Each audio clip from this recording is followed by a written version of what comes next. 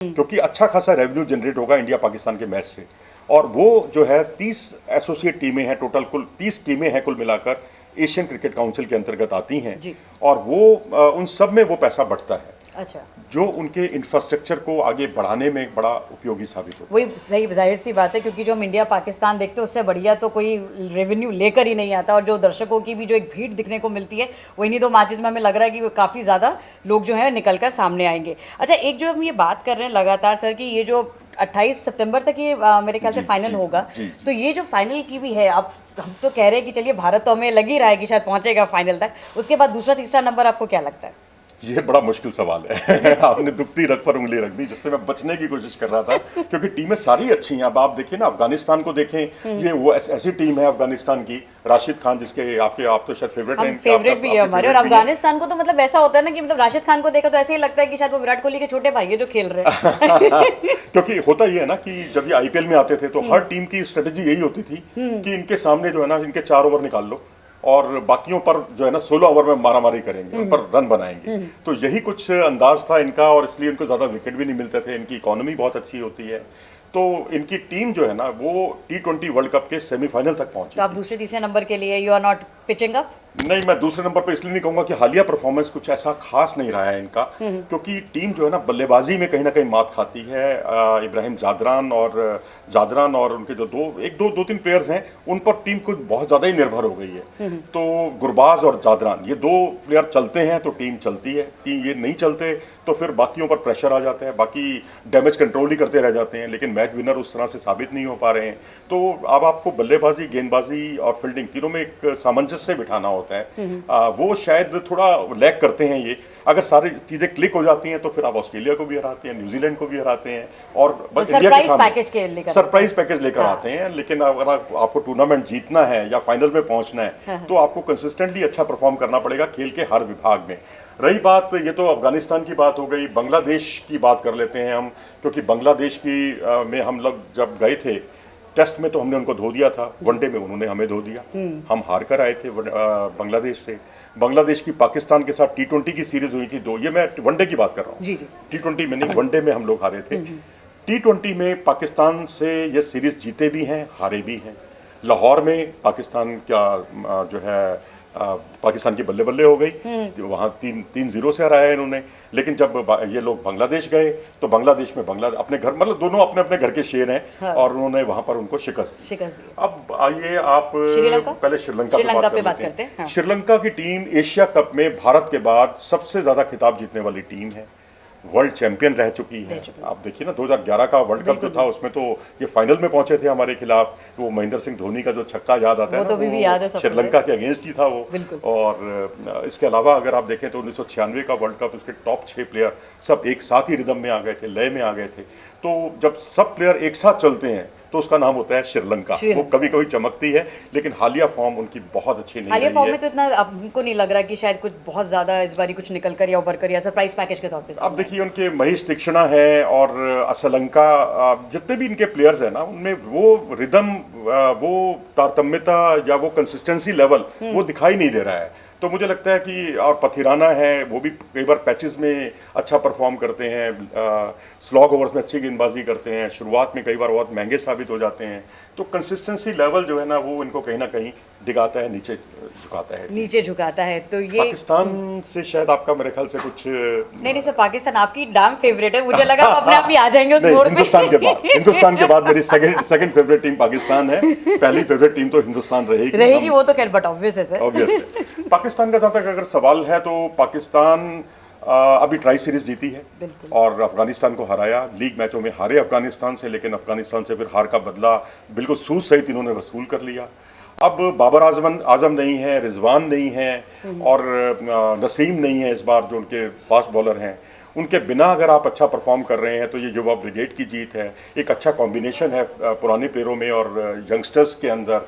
मोहम्मद नवाज एक अच्छे ऑलराउंडर के तौर पर उभर कर सामने आए हैं, और आगा सलमान और उनका नेतृत्व, और बाकी साहिबजादा जो उनके ओपनर हैं, अब उनको वही कंसिस्टेंसी दिखानी पड़ेगी कि यंगस्टर्स को ले तो लिया टीम में, यंगस्टर्स के साथ दिक्कत होती है कि उनको कंसिस्टेंट परफॉर्मेंस करने के लिए थोड़ा सा वक्त लगता है। पर सर T20 का फॉर्मेट ही कुछ ऐसा नहीं है कि मतलब आप आए और धड़ाधड़ मारें और अपनी बॉलों लेकिन ये भी ना हो ना कि आप 16-17 ओवर में ढेर हो जाए, हाँ, फिर आपके 4 ये ओवर का भी है। नुकसान ना हो, जैसे पंजाब किंग्स के साथ अक्सर हुआ करता था। तो आपको पावर हिटर भी चाहिए, टिकने वाले प्लेयर भी चाहिए, जैसे हमारे पास शुभमन गिल हैं, एक टिकने वाले टिकाऊ प्लेयर हैं, विराट कोहली की भरपाई करने का मादा रखते हैं वो, जो एक तरह शीट एंकर जैसे कहते हैं, खूंटा गाड़ कर खेलना, आपके हरियाणा में शायद कहा भी जाता है ये, तो वो खूंटा गाड़ कर खेलने वाले खिलाड़ी हैं। तो वनडे में और T20 में ऐसे प्लेयर भी चाहिए, सिर्फ मारामारी नहीं, ऐसा ना हो कि एक छोर से विकेटें गिरती जाएं और दूसरी तरफ से भी विकेटों का गिरने का सिलसिला शुरू हो जाए। और तो सर ये जो जिस तरीके से आपने भी पिच की बात करी है, तो अगर कोई भी टीम उतरती है तो आपको क्या लग रहा है कौन सा ऐसा स्कोर है जो वाकई एक कॉम्पिटिटिव स्कोर के तौर पे सामने आएगा, जो टीम्स को लगता है कि ठीक है हमने ये बना लिया तो that will be competitive score for us? 180 plus का स्कोर तो विनिंग स्कोर है यहाँ पर, और बाकी 165-170 अगर पर आपकी बॉलिंग का बहुत बड़ा इम्तिहान होगा, 160-165 पर भी जीत सकते हैं आप, क्योंकि यहाँ हुआ है ऐसा यूएई में 155-160 पर भी टीमें जीती हैं। अच्छा। तो लो स्कोरिंग मैचेस उसमें मज़ा आएगा, वहाँ पर शुभमन गिल जैसे प्लेयर खूब चलेंगे, वहाँ अभिषेक वाला विस्फोटक अंदाज चल जाएगा तो बहुत अच्छी बात है, संजू सैमसन, तिलक वर्मा ये चलते हैं तो बहुत अच्छी बात है। अब आप ये देखिए ना कि भारतीय टीम में आज दुनिया का नंबर 1 प्लेयर अभिषेक शर्मा वो भारतीय टीम में है, दुनिया का नंबर 2 खिलाड़ी जो है तिलक वर्मा वो भारतीय टीम में है, दुनिया के पूर्व नंबर 1 खिलाड़ी और मिस्टर 360 डिग्री, इनकी मुस्कान बहुत कुछ बयान करती है, सूर्य कुमार यादव, ये भी भारतीय टीम में। तो अब ये हालिया फॉर्म थोड़ी इनकी अच्छी नहीं है, जिसमें इनको साउथ अफ्रीका के अगेंस्ट भी स्ट्रगल करना पड़ा, इंग्लैंड के खिलाफ भी स्ट्रगल करना पड़ा, लेकिन उम्मीद करनी चाहिए कि वो अब हर रात के बाद सुबह आती है, सुबह जल्दी और सर वैसे भी ये कब रिवाइव कर जाते हैं ये भी नहीं पता चलता ना, ये बिल्कुल रिवाइव तो कभी भी हो जाता है। बिल्कुल सही बात है, और कहीं भी शॉट किसी भी तरफ लगा सकते हैं और तो चारों तरफ विकेट के खूब रन बटोरने में माहिर माने जाते हैं। तो ये थे हमारा जो भी पूरा ये हमने फॉर्मेट आपको समझाने की कोशिश की है। और आज सर मेरा जाते थे हाँ आखिरी सवाल तो यही है सर, क्योंकि आज जो ये पहला मैच होने जा रहा है, पहला मैच अफगानिस्तान वर्सेस है हमारा ओमान हांगकांग के साथ है ना, तो ये वाला जो मैच होना है सर, ऑब्वियसली हांगकांग तो खैर कोई अभी उस श्रेणी में नहीं आती है, तो इसके लिए यहाँ पे अफगानिस्तान के लिए आपको कैसा क्या लग रहा है कि इस बारी क्या चांसेस रहने वाले हैं कि अब बैटिंग अच्छा आएगा या बॉलिंग अच्छा आएगा? बॉलिंग तो बहुत अच्छी है इनकी, बॉलिंग में भी स्पिन बॉलिंग सबसे बड़ा इनका वेपन है, जिसमें आपके पास राशिद खान है, नूर है, मुजीब है, नूर, मतलब एक से बढ़कर एक प्लेयर इनके पास मौजूद हैं, लेफ्ट आर्म चाइनामैन भी हैं, ऑफ स्पिनर भी हैं, लेग स्पिनर भी हैं, और तेज गेंदबाजी में भी अगर आप देखें तो अफगानिस्तान के पास फजल हक फारूकी हैं, नवीनुल हक हैं। नवीनुल हक पीछे एक टूर्नामेंट में एक सीरीज़ में मैन ऑफ द सीरीज़ आके गए थे, और बाकी फजल हक फारूकी तो हैं ही जिन्होंने T20 वर्ल्ड कप में जो है अर्शदीप के बराबर सबसे अधिक विकेट चटकाए थे। सर एशिया कप में भी क्या ऐसा होता है कि कुछ एकदम से सरप्राइज पैकेज निकल के आ जाए? हो सकता है कि कोई ऐसी टीम जिससे हम उम्मीद भी नहीं लगा रहे और वो कुछ ऐसा कर जाए कि अफगानिस्तान नहीं है जी सरप्राइज, अगर उनकी बल्लेबाजी चल जाती है तो ये टीम फाइनल तक पहुंच जाएगी और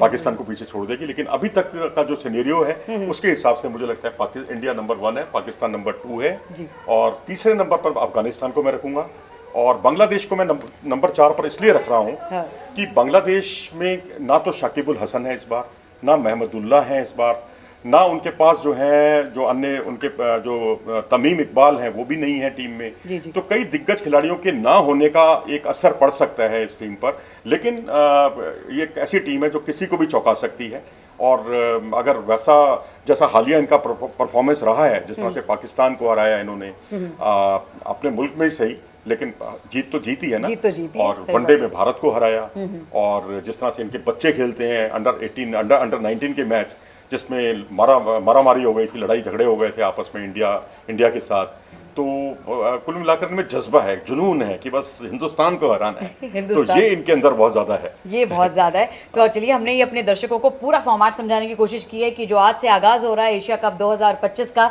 उसमें टीमों का परफॉर्मेंस कैसा होने वाला है, कौन सा वो स्कोर है जो कंपेटिटिव के तौर पे सामने आएगा, पिच कैसी रहेगी, ये तमाम बातें हम आपको बताई हैं, और आगे भी जितनी भी डेवलपमेंट्स होंगी, कैसे ये मैच के जो रुख हैं वो बदलेंगे, किस तरीके से जो प्लेयर्स के लिए जो प्रति जो एक लोगों की भावना है वो निकल कर सामने आएगी, कुछ ऐसे इंटरेस्टिंग फैक्ट्स और ट्रिविया भी लेकर हम लोग बीच बीच में आपके साथ जुड़ते रहेंगे। आप लोग बने रहिए हमारे साथ for more updates on Asia cup.